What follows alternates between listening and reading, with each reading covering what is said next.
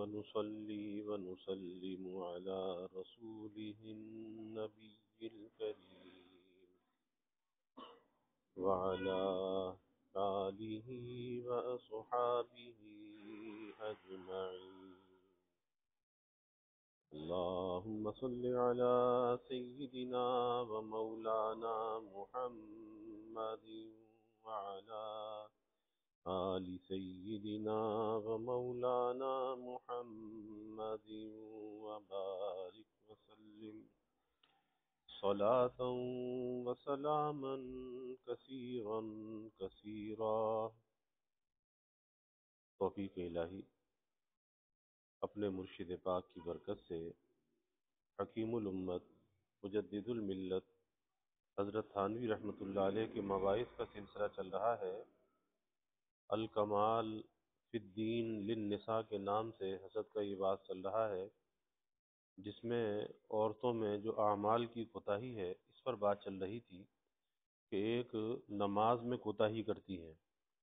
نماز کو یا تو قضا کر دیتی ہیں یا بالکل مکروہ وقت پر پڑھتی ہیں، یہ نماز اس طرح سے پڑھتی ہیں کہ اس کے جو ارکان کی ادائیگی ہے وہ صحیح نہیں ہوتی، یعنی تعدیل ارکان وہ صحیح طرح سے ادا نہیں ہوتا، اور جب کسی رکن کو ادا نہ کیا جائے تو پھر نماز خراب ہو جاتی ہے. پھر آگے فرمایا کہ بعض دفعہ ایام سے پاک ہونے کے بعد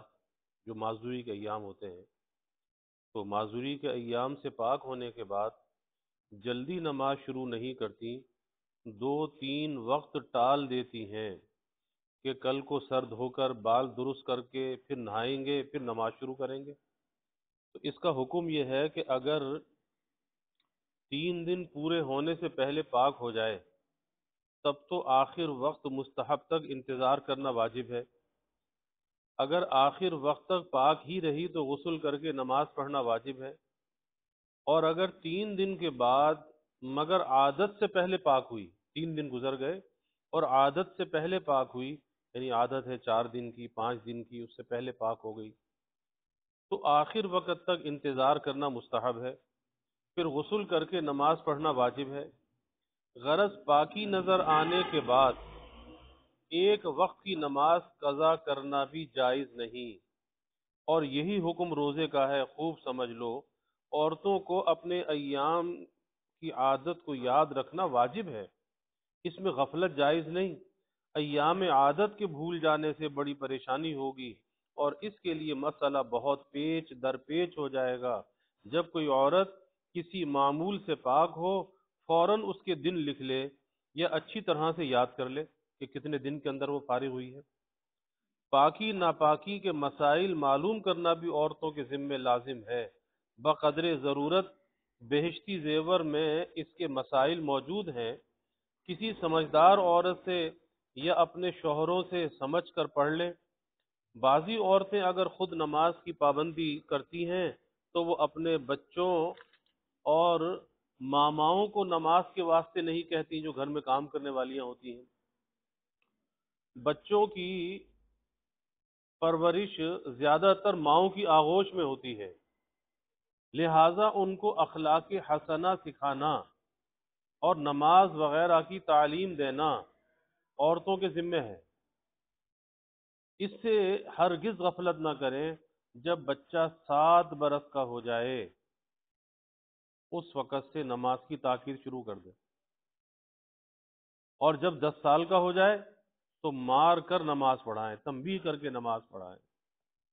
اطباء نے لکھا ہے کہ اخلاق حسنہ و اعمال صالحہ کا اثر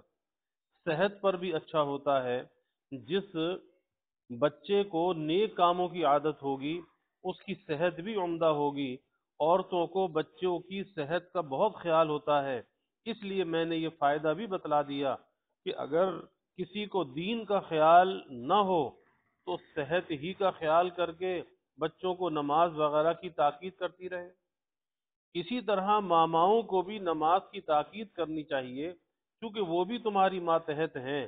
اگر تم ان کو دھمکاؤ گی تو ضرور اثر ہوگا، اور اس میں سستی کرنے سے تم پر بھی مواخذہ رہے گا کہ تم نے قدرت ہوتے ہوئے کیوں سستی کی. بلکہ جس ماما کو مقرر کرو اس سے یہ شرط طے کر لیا کرو کہ تم کو پانچوں وقتی نماز پڑھنا ہوگی۔ جس گھر میں ایک شخص بھی بے نمازی ہوتا ہے، جس گھر میں ایک شخص بھی بے نمازی ہوتا ہے، اس گھر میں نحوست برستی ہے، نحوست برستی ہے۔ عورتوں کو اس طرف بھی تو بالکل توجہ نہیں، یہ تو عورتوں کی نماز کے متعلق چند کوتاہیاں ہیں۔ روزے کو میں اس واسطے نہیں کہتا کہ عورتوں کو روزہ زیادہ دشوار نہیں، اس میں وہ ماشاء اللہ مردوں سے بھی زیادہ شیر ہیں۔ اکثر دیکھا گیا ہے کہ عورتیں روزے بہت رکھ لیتی ہیں مگر نماز سے ان کی جان نکلتی ہے، اور روزہ رکھنا کچھ عورتوں کو زیادہ کمال بھی نہیں بلکہ اس میں ایک طبی راز ہے، اور وہ یہ ہے کہ ان میں رطوبت و برودت کا غلبہ ہے۔ رطوبت اور برودت یعنی ٹھنڈک، اور رطوبت ان کے اندر زیادہ ہے، اس کا غلبہ ہے۔ تو سرد مزاج والے کو بھوک پیاس کم لگتی ہے، اس لیے ان کو روزہ آسان ہے۔ دوسرے، ان کو کھانے کے اندر مشغولی رہتی ہے، اپنے ہاتھ سے سب چیزیں پکاتی ہیں، خوشبو سونگھتی رہتی ہیں، اس سے بھوک تو فوراً کم ہو جاتی ہے، صرف پیاس کی تکلیف رہ گئی، اس کی سحار بھی ان کو مشکل نہیں، کیونکہ اول تو وہی برودت و رطوبت معنی عطش بھی ہے، پیاس سے معنی ہو جاتی ہے، اور دوسرے یہ دن بھر گھر ہی میں رہتی ہیں، کہیں دھوپ میں آنے جانے کا ان کو کام نہیں پڑتا، رہا یہ کہ کھانے پکانے میں آگ کے سامنے بیٹھنا پڑتا ہے۔ تو اکثر جو عورتیں روزے دار ہیں وہ اپنے ہاتھ سے کم پکاتی ہیں، ان کے آگے خدمت کرنے کو مامائیں موجود رہتی ہیں، اور جن کو خود کام کرنا پڑے وہ یہ ترکیب کرتی ہیں کہ پہلے سالن کی ہانڈیاں تیار کر لیتی ہیں، سالن پکانے میں آگ کے سامنے جم کر نہیں بیٹھنا پڑتا، ایک دفعہ آگ جلا دی، ہانڈی رکھ دی اور چلتے پھرتے پکا لی۔ پھر جب عصر کا وقت ہو گیا، گرمی کم ہو گئی، تو جلدی جلدی 15-20 منٹ میں روٹی پکا لی۔ اس لیے ان کو ہانڈی محض مردوں کی خاطر پکتی ہے، اگر کبھی گھر پر مرد نہ ہو تو یہ چٹنی پیس کر ہی گزارا کر لیتی ہیں۔ شریف عورتیں عمدہ غذائیں کھانے سے بہت بچتی ہیں، آپس میں کہا کرتی ہیں کہ اگر ہم اچھی غذائیں کھائیں گے تو لوگ یوں کہیں گے کہ بڑی چٹوری ہے، ہائے یہ کیسی بری بات ہے۔ جب یہ اس طرح اپنے نفس کو مارتی ہیں تو رفتہ رفتہ ان کی بھوک بھی مر جاتی ہے۔ اس لیے روزے میں ان کا کمال نہیں بلکہ اس میں مردوں کا کمال ہے کہ ہاؤ ہپ ہیں اور پھر روزہ رکھتے ہیں، یعنی بہت کھانے والے بھی ہیں اور پھر روزہ رکھتے ہیں۔ مگر افسوس، اب مردوں نے روزہ رکھنے میں ہمت بہت ہار دی ہے، آج کل مردوں میں روزے دار بہت کم ہیں۔ بس میں عورتوں سے یہ نہیں کہتا کہ وہ روزہ نہیں رکھتی، ہاں روزے میں غیبت سے بچنے کو ضرور کہوں گا، روزہ رکھ کر اور غیبت بہت کرتی ہے، کیونکہ ان کا روزہ غیبت سے بہت کم پاک ہوتا ہے۔ جب ان کو روزے میں کھانے پکانے کا دھندا کم ہوتا ہے تو آپس میں محفل جما کر بیٹھتی ہیں اور تیری میری غیبت شکایت میں روزہ برباد کرتی ہیں۔ یوں تو غیبت ہر حال میں حرام ہے، مگر روزے کی حالت میں اس کا گناہ زیادہ ہے، جیسے زنا کرنا ہر جگہ حرام ہے اور مکہ معظمہ میں کرنا سخت گناہ ہے، کیونکہ شرف مکان و شرف زمان، یعنی کہیں پہ زمان مبارک ہوتا ہے، کہیں پہ مکان مبارک ہوتا ہے، کیونکہ شرف زمان و شرف مکان جس طرح طاعات کا ثواب بڑھتا ہے اسی طرح معاصی کا گناہ بھی بڑھ جاتا ہے، کہ ایک گناہ کوئی غیر رمضان میں کرے اور ایک رمضان میں کرے تو ظاہر ہے کہ جب نیکی کا ثواب زیادہ ہے تو گناہ کی مذمت بھی زیادہ ہوگی۔ نیز روزے میں پان کھانے والیاں یہ بھی کوتاہی کرتی ہیں کہ سحری میں منہ کے اندر پان دبا کر سو رہتی ہیں،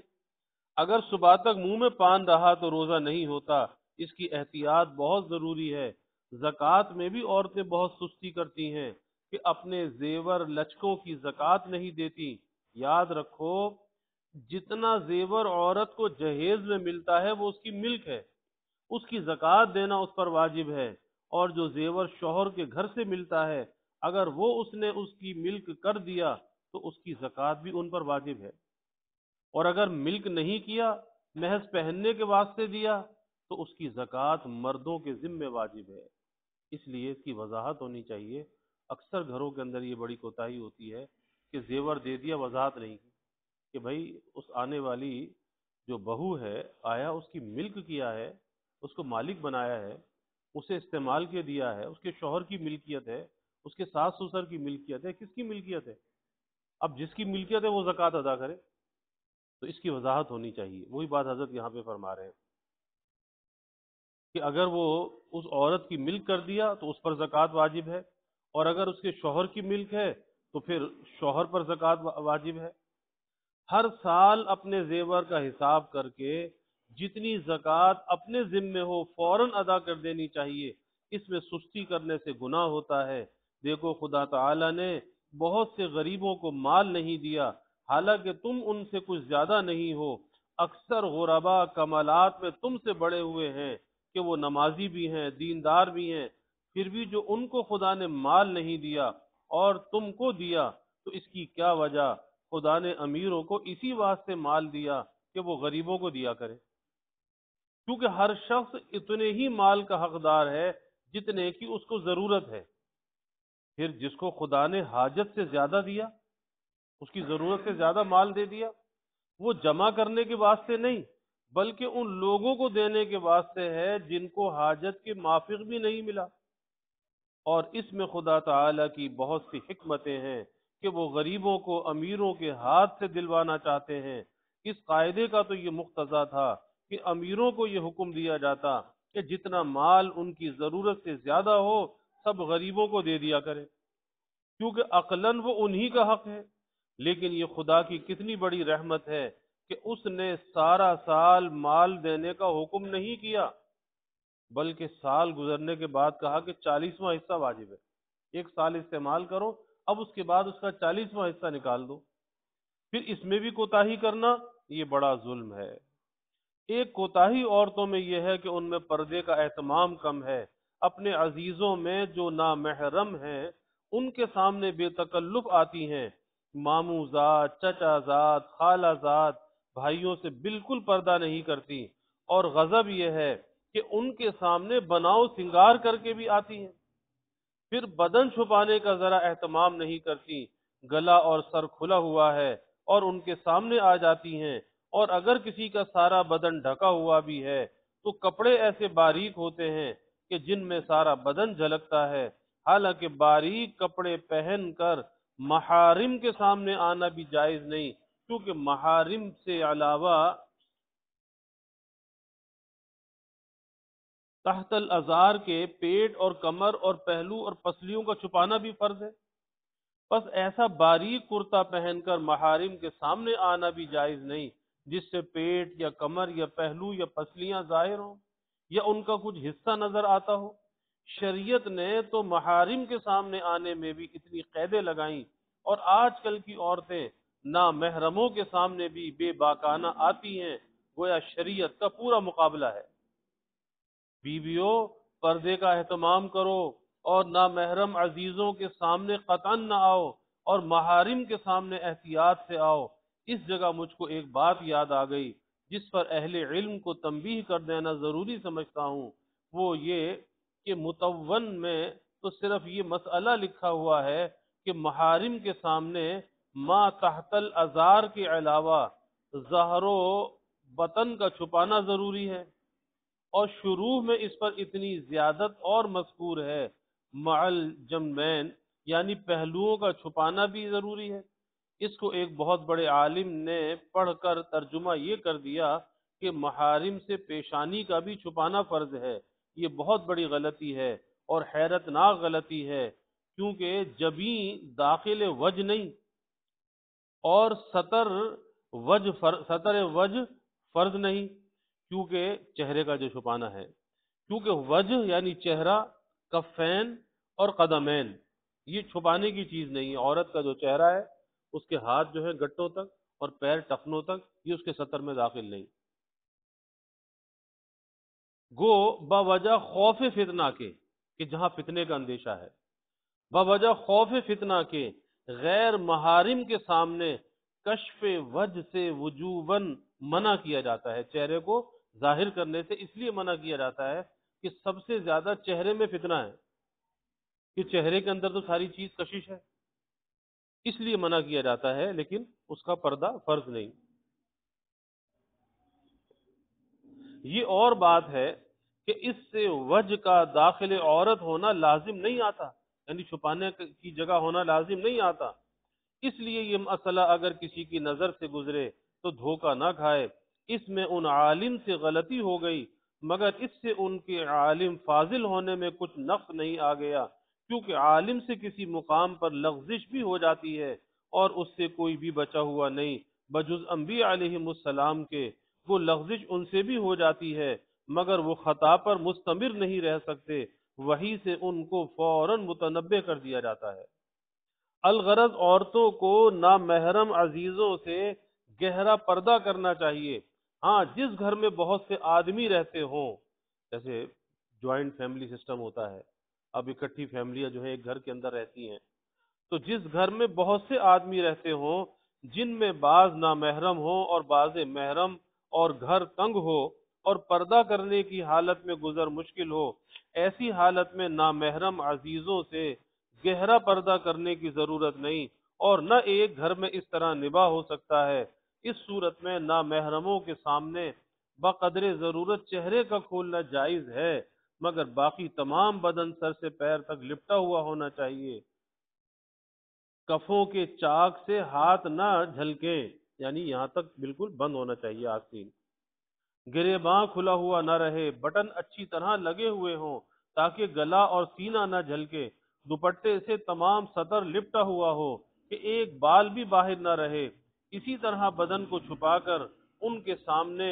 منہ کھول کر کام کاج کر سکتی ہے، اور بہتر یہ ہے کہ ایسی حالت میں گھونگھٹ کی عادت رکھیں، کھلم کھلا ان کے سامنے چہرہ ظاہر نہ کریں، یعنی پھر طریقہ یہی ہے کہ کوئی بڑا دوپٹہ آگے سے ڈال کر اور پھر اس کے ذریعے سے کام کرے تاکہ چہرے کا حجاب رہے۔ اور یہی حکم کافر عورتوں کا ہے کہ ان کے سامنے صرف چہرہ اور ہاتھ اور پیر کھولنا جائز ہے، باقی تمام بدن کا ان سے چھپانا واجب ہے، اور سر کا بال بھی ان کے سامنے نہ کھلے، کیونکہ عورت کے جو بال ہیں اس کے سطر میں داخل ہے۔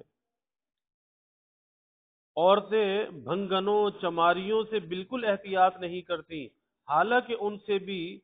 بجز وجہ اور کفین اور قدمین کے باقی بدن کا شرعاً ویسا ہی پردہ ہے جیسے نامحرم مردوں سے، لیکن گھبراؤ نہیں، اتنی احتیاط ہم سے کس طرح ہو سکتی ہے؟ تم احتیاط کرنا شروع کرو، انشاءاللہ تعالی ذرا دقت نہ ہوگی۔ یاد رکھو، اس نفس کی مثال بچے جیسی ہے، بچے کا اگر دودھ نہ چھڑایا جائے تو وہ 12 برس تک بھی دودھ ہی پیتا رہے گا اور خود کبھی نہ چھوڑے گا، اور اگر 2 برس کے بعد دودھ چھڑا دیا جائے تو 2-4 روز کے لیے تو دقت ہوگی، بچہ روئے گا چلائے گا، مگر پھر بچے کو روٹی کی ایسی عادت ہو جاتی ہے کہ اس کو ماں کے دودھ سے نفرت ہو جاتی ہے 2 برس کے بعد۔ اب اگر کوئی اس کو دودھ پینے کو کہے تو وہ ہرگز راضی نہ ہو۔ یہی حال نفس کا ہے کہ اگر گناہوں کے کام اس سے نہ چھڑائے جائیں تب تو یہ کبھی اپنے آپ کو ان سے نہیں روک سکتا، اور اگر ہمت کر کے قصد کر لیا جائے کہ بس آج سے پیچھے یہ گناہ نہ کریں گے تو اول 2-4 روز تک تو تکلیف ہوتی ہے، پھر آسانی ہو جاتی ہے، بلکہ کچھ دنوں کے بعد اس سے نفرت ہو جاتی ہے۔ پھر جیسے بچے کا اگر دودھ نہ چھڑایا جائے تو اس کا معدہ کمزور رہتا ہے اور عمدہ اور نفیس غذائیں ہضم نہیں کر سکتا، اور دودھ چھڑانے کے بعد وہ دنیا بھر کی نعمتیں کھانے لگتا ہے، ان کا مزہ چکھ کر ماں باپ کو دعا دیتا ہے کہ خدا ان کا بھلا کرے کہ انہوں نے میرا دودھ چھڑا کر ان نعمتوں کے قابل مجھے بنا دیا۔ اسی طرح گناہوں کو چھوڑ کر آپ کا دل انوار طاعات کے قابل ہو جائے گا، وہ جو نیکی کے انوار ہیں اس کے قابل یہ دل ہو جائے گا، لیکن کب؟ گناہوں کو چھوڑ کر۔ پھر جب طاعات کے انوار قلب پر فائز ہوں گے تو آپ بھی دعا دیں گے کہ خدا اس شخص کا بھلا کرے جس نے گناہوں کو ہم سے چھڑا کر ہم کو انوار کے قابل بنا دیا، پھر آپ کو ان گناہوں کی طرف التفات بھی نہ ہوگا، البتہ چند روز ہمت کرنا پڑے گی، چند روزے جہد کن باقی بجن، کہ چند روز کوشش کرو پھر خوش رہو، اور چند روز کے لیے ہمت کرنا کچھ مشکل نہیں۔ کیا آپ بچے سے بھی گئے گزرے کہ وہ تو دودھ چھڑانے کی کلفت برداشت کر لیتا ہے، اور آپ سے ایک ذرا سی کلفت برداشت نہ ہو؟ ایک کوتاہی عورتوں کی یہ ہے کہ وہ شوہروں کی تعظیم اور ان کا ادب نہیں کرتی، اور یہ سخت بے حیائی ہے۔ بعضی عورتیں مردوں سے ایسا برابری کا برتاؤ کرتی ہیں گویا شوہر ان کا برابر کا بھائی ہے، اور یہ بھی غنیمت ہے۔ بعض جگہ تو عورتیں مردوں پر حکومت کرتی ہیں، حالانکہ شریعت میں شوہروں کی تعظیم کے متعلق سخت تاکید ہے۔ حدیث میں صاف آتا ہے کہ اگر میں خدا کے سوا کسی کے لیے سجدے کو جائز کرتا تو عورتوں کو حکم دیتا کہ اپنے شوہروں کو سجدہ کیا کرے، لیکن سجدہ تو خدا کے سوا کسی کو جائز نہیں۔ مگر اس سے یہ بات تو معلوم ہو گئی کہ شوہر کی کس درجے تعظیم عورتوں کے ذمہ واجب ہے، کہ جو چیز خدا کے لیے مخصوص ہے اگر اس کا مستحق کوئی غیر ہو سکتا تو شوہر اس کا مستحق ہوتا۔ بعض جگہ تو عورتیں مردوں کو ذلیل کرتی ہیں، اور بعض جگہ مرد بھی ظالم ہوتے ہیں کہ وہ عورتوں کو بہت ذلیل رکھتے ہیں، اور بعض جگہ دونوں طرف سے یہ برتاؤ ہوتا ہے۔ قیامت میں ان سب کا حساب ہوگا، اور جس نے جس کی حق تلفی کی ہوگی اس سے بدلہ اور انتقام لیا جائے گا۔ بس مردوں کو چاہیے کہ وہ عورتوں کے حقوق کی رعایت رکھیں، اور عورتوں کو مردوں کی تعظیم کرنی چاہیے، ان کی اطاعت و فرما برداری کا خیال رکھنا چاہیے۔ اللہ تعالیٰ فہم دین عطا۔ الحمد للہ رب العالمین والعاقبۃ والصلاة والسلام على أشرف الأنبياء والمرسلين اللهم صل على سيدنا ومولانا محمد وعلى آل سيدنا ومولانا محمد وبارك وسلم ربنا آتنا في الدنيا حسنة وفي الآخرة حسنة وقنا عذاب النار ربنا أتمم لنا نورنا واغفر لنا إنك على كل شيء قدير اللهم أرنا الحق حقا وارزقنا اتباعه وأرنا الباطل باطلا وارزقنا اجتنابه اللهم إنا نسألك العفو والعافية والمعافاة الدائمة في الدين والدنيا والآخرة والفوز بالجنة والنجاة من النار اللهم إنا نسألك من خير ما سألك منه نبيك سيدنا محمد صلى الله عليه وسلم ونعوذ بك من شر ما استعاذك منه نبيك سيدنا محمد صلى الله عليه وسلم وأنت المستعان وعليك البلاغ ولا حول ولا قوة إلا بالله وجزى الله عنا محمدا صلى الله عليه وسلم ما هو أهله وصلى الله تعالى وسلم على النبي الكريم آمين برحمتك يا